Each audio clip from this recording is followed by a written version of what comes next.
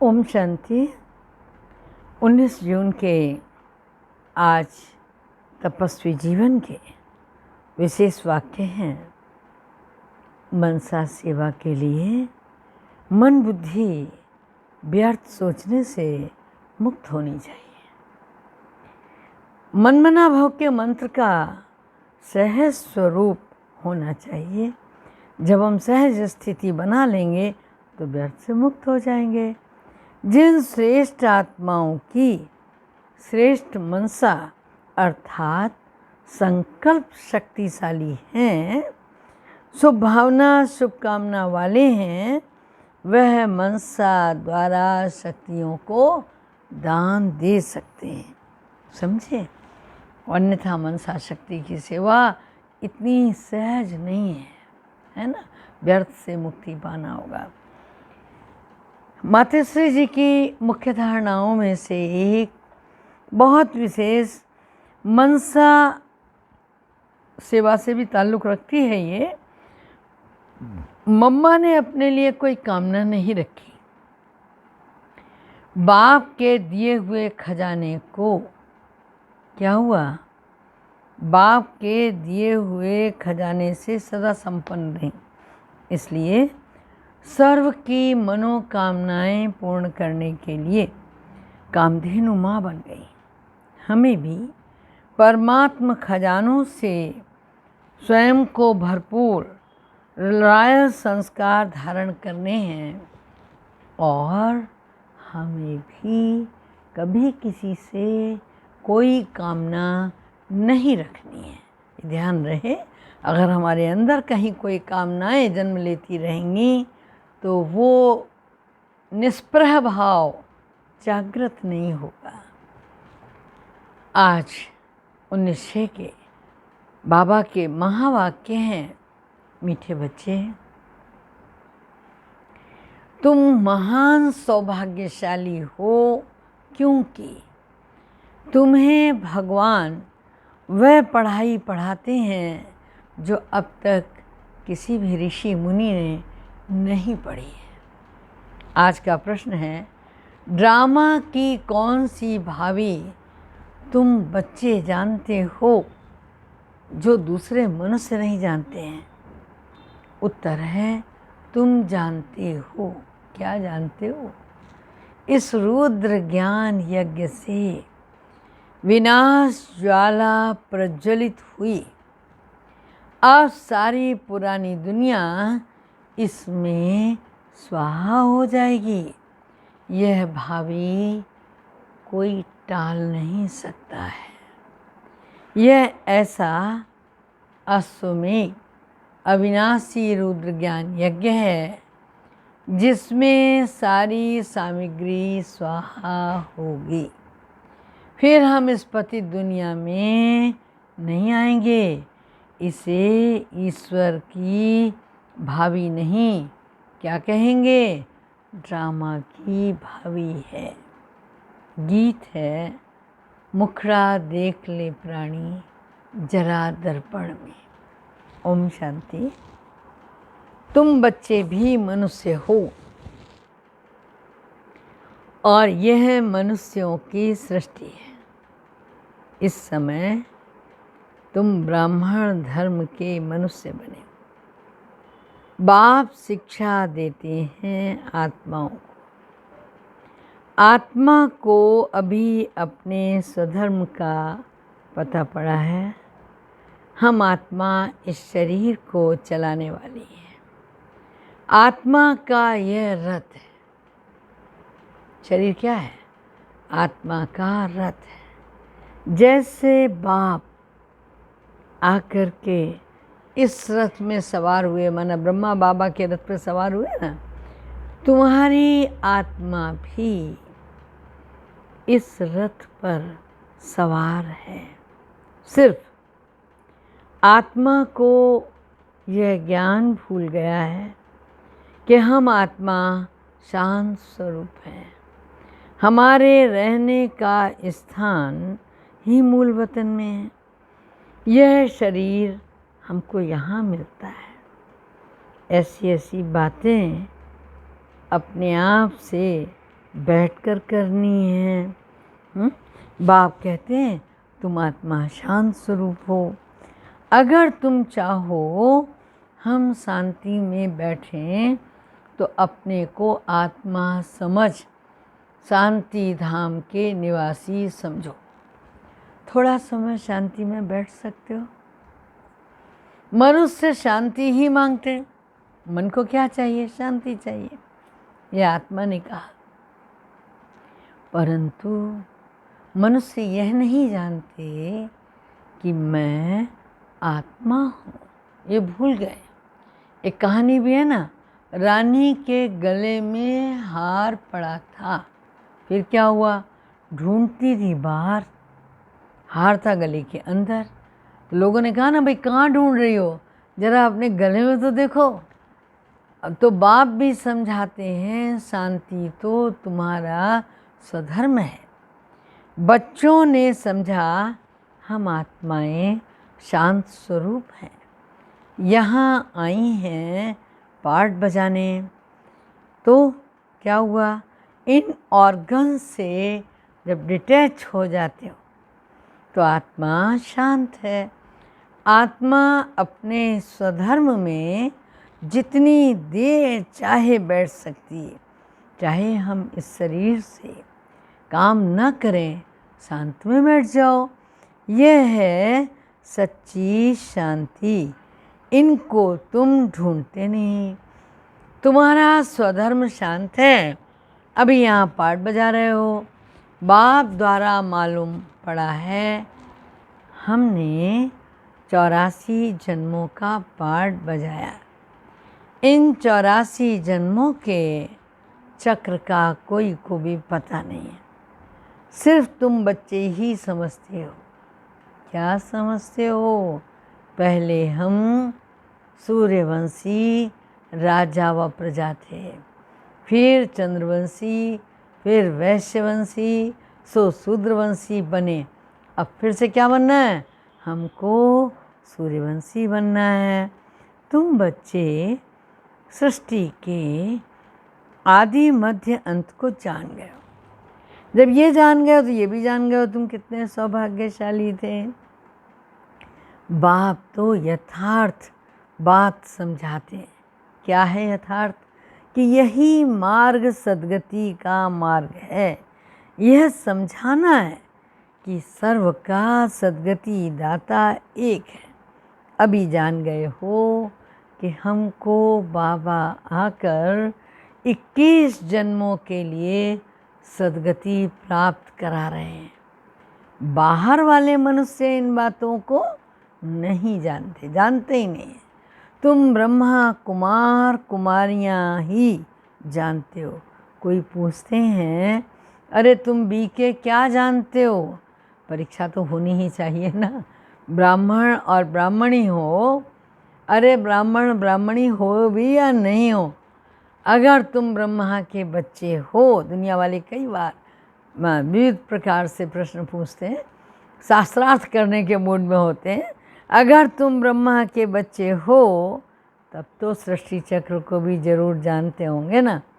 बाप रचयिता को भी जानते होंगे। ऋषि मुनि आदि तो रचता और रचना को जानते ही नहीं। क्यों? क्योंकि वो तो कह देते हैं नीति नीति। तो बाबा कह रहा गोया नास्तिक ठहरे। तुम भी नास्तिक थे, तुम भी रचता बाप और रचना के आदि मध्य अंत को नहीं जानते थे। स्कूल में अनपढ़ ही आते, तभी तो पढ़ते हैं। भाई अशिक्षित होते हैं तो शिक्षित होने आते हैं। कल बाबा ने कितनी मज़े की बात बताई थी। हाँ सुना था ना कि सफ़ेद गन्ने से चीनी बनती है, लाल से गुड़। फिर कहेंगे स्कूल में ये पढ़ा। अभी तुम हो ईश्वरीय पढ़ाई में। परम पिता परमात्मा तुमको पढ़ा रहे हैं। ये बुद्धि में समझना चाहिए। रास्ता तो एक शिव बाबा ही है ना। शिव बाबा है। रुद्र ने ज्ञान यज्ञ रचा, ये बात शास्त्रों में भी है। अब रुद्र और शिव परमात्मा में तो कोई फर्क है नहीं। यह भी है रुद्र ज्ञान यज्ञ, और रुद्र ज्ञान यज्ञ से ही विनाश ज्वाला निकली। सिर्फ रुद्र शिव की जगह कृष्ण का नाम डाल दिया है वही गीता। कहते हैं इस ज्ञान यज्ञ से क्या हुआ, विनाश ज्वाला निकली, प्रज्वलित हुई। तो स्वराज्य के लिए ये ज्ञान यज्ञ है। इसमें पुरानी दुनिया स्वाहा होनी, यज्ञ में सारी पुरानी दुनिया स्वाहा हो जाएगी। आहुति डालते हैं ना, तो सारी आहुति जितनी समिधा होती है स्वाहा। हाँ, तो इस तरह ये ज्ञान यज्ञ है, इसमें सारी आहुति डालनी है, सब स्वाहा कर देते हैं।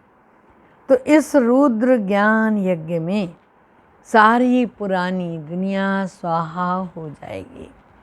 तुम अब राजयोग सीख रहे हो, इस पतित दुनिया में फिर आएंगे नहीं, यह दुनिया फिर खत्म हो जानी है। तुम जानते हो नेचुरल कैलेमिटीज़ आदि सब होंगी। यह सारी नॉलेज तुम्हारी बुद्धि में बैठनी चाहिए। शिव बाबा कहते हैं कि मेरी बुद्धि में ही सारा ज्ञान है। बाप सत्य है, चैतन्य है, ज्ञान का सागर है, सृष्टि के आदि मध्य और अंत को जानते हैं। ऋषि मुनि तो कहते हैं हम रचना और रचना को नहीं जानते। तुमसे कोई पूछेंगे तुमको क्या मिला, बोलो अरे जो बड़े बड़े ऋषि मुनि आदि ढूंढ रहे थे ना, और कहते थे मैं पता ही नहीं है रचना कौन रचना कौन, हाँ आदि मध्य अंत कोई नहीं जानते थे, सो हम जानते हैं, ये दावा तुम कर सकते हो। रचना बाप के सिवाय रचना के आदि मध्य अंत का राज और कोई समझा ही नहीं सकता, रचना ही समझाएगा ना। तुमको मालूम है मक्खियों की रानी भी होती है, रानी के साथ पीछे पीछे सब मक्खियाँ आती हैं। रानी अर्थात माँ के साथ उनका कितना संबंध है। बेहद के बाप भी आते हैं तो सभी बच्चों को साथ ले जाते हैं। तुम जानते हो क्या, बाबा आया हुआ है हम आत्माओं को साथ ले जाने के लिए शांति धाम में। फिर से हमारा सतयुग में पाठ शुरू होगा, जिस पाठ को बजाने के लिए तुम देवी देवता पद पा रहे हो। यहाँ तुम आते ही हो, किस लिए? जवाब दो, किस लिए आते हो? मनुष्य से देवता पद पाने के लिए, सब गुण यहाँ धारण करने, इन लक्ष्मी नारायण जैसा बनना है। इनको दिव्य दृष्टि के सिवाय कोई देख न सके। अब तुम जानते हो कि हम सूर्यवंशी क्या बनेंगे? देवता बनेंगे। तुम्हारी बुद्धि में है स्वर्ग की राजधानी कैसे स्थापन होती है। सतयुग में था ही देवताओं का राज्य, परंतु देवताओं के राज्य में भी फिर क्या दिखा दिए शास्त्रों में, राक्षस भी होते हैं, ऐसा बताते हैं ना। यह कोई जानते नहीं भारत कितना पवित्र था, महिमा भी गाते हैं सर्वगुण संपन्न। हाँ, उन्हों के आगे मंदिर में माथा भी टेकते, मंदिर भी बहुत बने हुए हैं, परंतु यह पता नहीं कि आदि सनातन देवी देवता धर्म सतयुग का कब और कैसे स्थापन हुआ। भारत जो इतना ऊंच था, बाबा पूछ रहा है जरा चिंतन करो कि वो नीच कैसे बना। जो बहुत ऊंची चीज़ थी, हायर क्वालिटी एकदम, किसको पता ही नहीं। कहते हैं अरे ये तो भाभी बनी बनाई है, किसकी भाभी वो भी नहीं समझते। ड्रामा की भाभी समझें तो समझ में आए। ड्रामा का रचयिता, क्रिएटर, डायरेक्टर कौन है? सिर्फ कह देते हैं अरे ईश्वर की भाभी है। ड्रामा कहने से ड्रामा के आदि मध्य अंत को जानना। सिर्फ किताब पढ़ने से ड्रामा का पता नहीं पड़ सकता। वेरी गुड, कितनी ज़ोरदार बात है। जब तक जाकर कोई ड्रामा देखे नहीं। जैसे अखबार में भी पढ़ा ना कि भाई एक कृष्ण चरित्र का ड्रामा बना हुआ है, परंतु जब तक देखेंगे नहीं रस नहीं आएगा, समझ में भी नहीं आएगा। परंतु देखने बिगर कोई समझ नहीं सकते। देखेंगे तो समझेंगे अच्छा ये प्रहलाद था, देखेंगे तो समझेंगे ये ध्रुव था, देखेंगे तो समझेंगे ये कृष्ण था। माने ड्रामा देखें, यह सब होना है। तुम बच्चे भी ड्रामा को अभी समझते हो। मनुष्य कहते हैं वर्ल्ड की हिस्ट्री जोग्राफी का ये चक्र फिरता रहता है, परंतु कैसे फिरता है यह किसी को भी पता नहीं है। नाम भी लिखे हुए हैं, सतयुग, त्रेता युग, द्वापर, कलयुग और फिर वर्तमान समय संगम युग। मनुष्य ने समझ लिया युगे युगे आते हैं। अरे सतयुग त्रेता का भी तो संगम होता है, त्रेता से द्वापर आता है तो वहाँ भी तो संगम होता है। अच्छा द्वापर से कलयुग आया तब भी तो संगम। तो क्या हर युग में संगम पर भगवान आ रहा है? रॉन्ग साइड है। सतयुग त्रेता का संगम, परंतु वो संगम माइन्यूट खिसकता ऊपर से नीचे। माइन्यूट माना प्रधानता से समानता आती है। तो बाबा ने कहा वहाँ तो कुछ होता ही नहीं है। यह बातें तुम जानते हो। सतयुगी सूर्यवंशियों ने फिर चंद्रवंशियों को राज्य कैसे दिया? कैसे दिया? ऐसे नहीं चंद्रवंशियों ने सूर्यवंशियों पर जीत पाई, नहीं। जो चंद्रवंशियों का राजा होता और जो सूर्यवंशियों के राजा रानी हैं, उनको राज्य का भाग्य तिलक देकर तख्त पर बिठाते हैं। राजा राम, रानी सीता का टाइटल मिलता है। किसने दिया? कहेंगे सूर्यवंशियों ने ट्रांसफ़र किया। अब तुम राज्य करो। जो सीन तुम बच्चों ने साक्षात्कार में देखी थी, बाकी कोई लड़ाई आदि नहीं लगती। जैसे किसी को राजाई दी जाती है वैसे देते हैं। उन्हों के पैर आदि धोकर सिंहासन पे बिठा के उन्हों को राज्य तिलक देते हैं। वहाँ कोई गुरु गोसाई आदि नहीं होते। अब तुम बच्चों की बुद्धि में है कि बाबा हमको क्या बना रहा है? दैवीय स्वभाव वाला बना रहा है। सूर्यवंशी चंद्रवंशी राज्य में हम कितने सुखी होंगे। बाबा हमको दुख से निकाल कर सुख में ले जाते हैं और कोई सुखी बना न सके। साधु लोग खुद भी चाहते हैं कि हम शांति धाम में जाएं। बाप कहते हैं मैं इन साधुओं का भी उद्धार कर सबको शांति धाम में ले जाता हूँ। सन्यासी तो आते ही द्वापर में हैं और स्वर्ग में हम देवताएं ही रहते हैं। बाबा ने कहा वहाँ भी सेक्शन अलग अलग हैं।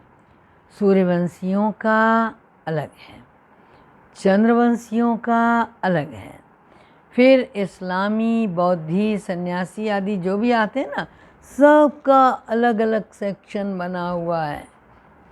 जब हम राज्य करते थे तो दूसरा तो कोई था ही नहीं। मूल वतन में भी ऐसी माला नंबरवार बनी हुई है।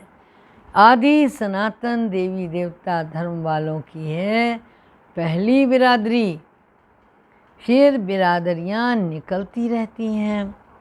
यह बिरादरी है बड़े ते बड़ी, और दूसरे जो धर्म स्थापक आते हैं सब उनसे निकले हुए हैं। तुम कहेंगे इस्लामियों की है सेकंड नंबर बिरादरी, फिर बौद्धियों की बिरादरी थर्ड नंबर, और हम फर्स्ट नंबर, हम हैं फर्स्ट नंबर। बाकी तो हद की हैं, छोटे छोटे तो लाखों होंगे। यहाँ तो मुख्य हैं 4 बिरादरियाँ। पहले पहले हम आते, फिर इस्लामी, बौद्धी, क्रिश्चियन आदि आते हैं। अभी हम पहले आए ना बहुत, तो लास्ट तक क्या होता है, फर्स्ट में, वही फिर फर्स्ट में होंगे। हमको ही 84 जन्मों का पाठ बजाना पड़ता है। देवी देवताएं पतित होने के कारण क्या नहीं कहला सकते हैं, अपने को देवता नहीं कहला सकते, देवताओं को तो पूछते हैं। इससे सिद्ध है उन्हों की बिरादरी के हैं। सिख लोग गुरु नानक को मानते हैं, उनकी बिरादरी के हैं। सतयुग में पहला नंबर बिरादरी किसकी थी, हमारी। उत्तर क्या आएगा, हमारी। उनसे ऊंच बिरादरी तो अरे कोई की होती ही नहीं है। क्या बात है, हम ऊंच से ऊंच बिरादरी वाले, और हम ही सबसे जास्ती सुख भोगते हैं, फिर वही कंगाल भी बनते, सबसे जास्ती दुखी भी हैं, कर्जा भी ये लेते रहते हैं। कितने साहूकार थे, अभी कितने गरीब हैं, सब कुछ गंवा बैठे हैं। यह है ही दुख धाम। अब बाप तुमको फिर से सुख धाम का मालिक बनाते हैं। बाकी सब लोग चले जाएंगे शांति धाम में। आधा कल्प तुम सुख भोगते हो, बाकी सब शांति में रहते हैं, चाहते भी हैं मुक्ति में जाएं। सुख को काक विष्ठा समान समझते हैं। अरे उनको सुखधाम का अनुभव ही नहीं, अनुभव तो कहें क्या, तुमको अनुभव है, महिमा भी गाते हैं, परंतु पतित होने के कारण भूल गए। अब बाप याद दिलाते हैं, हे भारतवासी, तुम देवी देवता धर्म के हो। द्वापर से नाम बदली कर दिया, देवता धर्म वाले ही पतित बन गए। गाते रहते हैं पतित पावन आओ। बाप ने बताया है तुम कितने जन्म पावन दुनिया में थे और कितने जन्म पतित दुनिया में थे। अब फिर पावन दुनिया में जाना है। यह पाठशालाओं की पाठशाला है। और क्या है, यज्ञों का यज्ञ। सारी पुरानी दुनिया इसमें ही खत्म होनी। होलिका जलाते ना, यह सब पर्व अभी के हैं। आत्मा चली जाएगी, बाकी शरीर खत्म हो जाएंगे। यह नॉलेज कोई सन्यासी आदि दे न सके। गीता में कुछ है परंतु आटे में लून मिसल है, नमक जैसे ज्ञान प्राय लोप हो जाता है। शिव बाबा कहते हैं हमने यज्ञ रचा, इसमें तन मन धन सब कुछ स्वाहा करते हो, जीते जी मरते हो। यह ज्ञान तुमको अभी मिल रहा है। अच्छा, मीठे मीठे सिक्की लदे बच्चों प्रति माता पिता बाप दादा का याद प्यार और गुड मॉर्निंग। रूहानी बाप की रूहानी बच्चों को नमस्ते। हम रूहानी बच्चों की रूहानी माता पिता बाप दादा को नमस्ते। सुख धाम में जाने के लिए अपना दैवी स्वभाव बनाना है। ड्रामा के आदि मध्य अंत के राज को बुद्धि में रख हर्षित रहना है। सबको यही राज समझाना है। स्वराज्य लेने के लिए इस बेहद के यज्ञ में जीते जी अपना तन मन धन स्वाहा करना, समझा? ये धारण करना है सब कुछ नई दुनिया के लिए। जो चाहिए आपको, हम कुछ नहीं कहते, जो वहाँ चाहिए वो सब चीज़ें यहाँ ट्रांसफ़र करो तो वहाँ ले लेना। आज का वरदान है, सर्व आत्माओं के स्नेह का राज्य करने वाले विश्व राज्य अधिकारी भव। जो बच्चे वर्तमान समय सर्व आत्माओं के दिल पर स्नेह का राज्य करते ना, वही भविष्य में विश्व के राज्य का अधिकार प्राप्त करते हैं। अभी किसी पर ऑर्डर नहीं चलाना, क्या समझे? अभी किसी पर ऑर्डर नहीं चलाना है। अभी से विश्व महाराजन नहीं बन जाना भाई। अभी तो दैवी परिवार है ना, रिक्वेस्टिंग वे में करना जो कुछ कहना है। अभी विश्व सेवाधारी बनना है, स्नेह देना है, देखना है कि अपने भविष्य के खाते में स्नेह कितना जमा किया। विश्व महाराजन बनने के लिए सिर्फ ज्ञानदाता नहीं बनना, इसलिए सबको स्नेह अर्थात सहयोग दो। स्लोगन है, जब थकावट फील हो तो खुशी में डांस करो, इसमें मूड चेंज हो जाएगी। अच्छा, ओम शांति। ठीक है, क्या कहा बाबा ने? समझना बात को। हाँ, जो कुछ चाहिए आपको कहाँ? सतयुग में। वो सब कुछ स्वाहा करना है, यहाँ ट्रांसफ़र कर लो, वहाँ ले लेना। और थोड़ा बहुत नहीं, एक का पदम गुणा ले लेना। ठीक है, ओम शांति।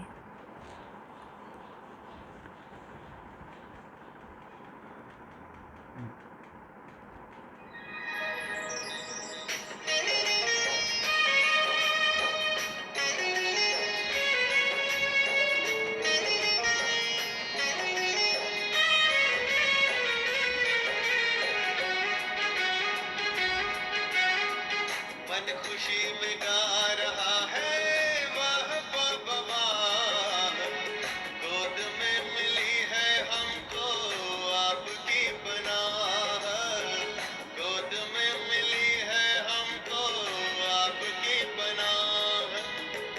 मन खुशी में गा